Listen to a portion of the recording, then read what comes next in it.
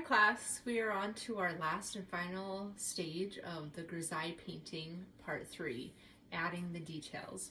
For this part, the supplies you will need are some small little paintbrushes. You also want a dry bristle brush and your paint, water container, and a paper towel or something to wipe your paintbrush off every once in a while. The paint that you'll mainly be using is the phthalo blue, and if you want to just dip into your container you can, or you can have a paper plate, scratch paper, some sort of paint palette available.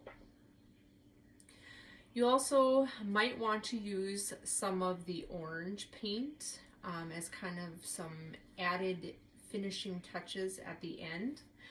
This painting here has a little small amount of orange kind of mixed, especially into the background, just to give it more depth and color.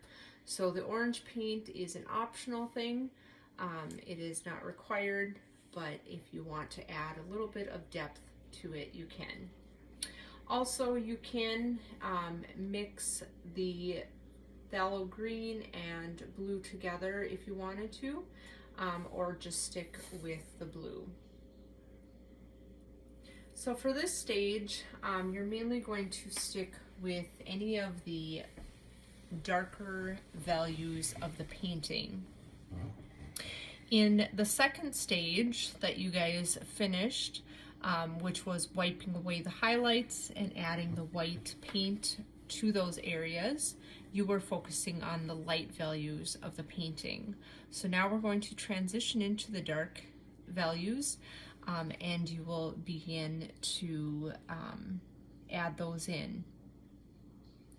I kind of like to start with the eye, just because I know that it is a dark value. And I'm going to take my small little paintbrush and I'm going to start adding the blue to the iris of her eye. It also leads to your soul. Okay, you gotta stop. You gotta stop. Please stop. Stop. Stop. I am cutting that out. Oh my gosh. I don't even know what to say.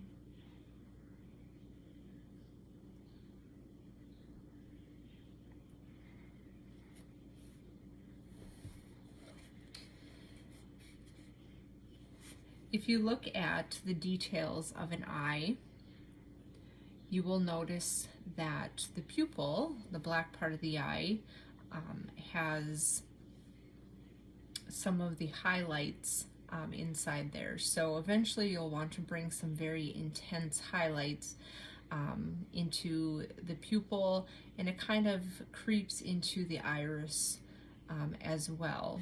So look at the shape that highlight makes in the eye. Also, you could think about bringing a little bit of white paint into the iris as well. I wouldn't go too crazy with it though. So I'm just going to continue to add those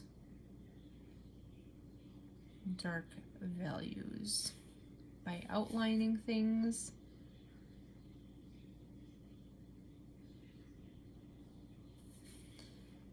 And also taking a dry brush at times and just kind of blending a little of that blue into areas that have some shadows. So mainly any of the areas that have the Sharpie black marker that you should still be able to see through your paint, those are the areas you really want to focus on.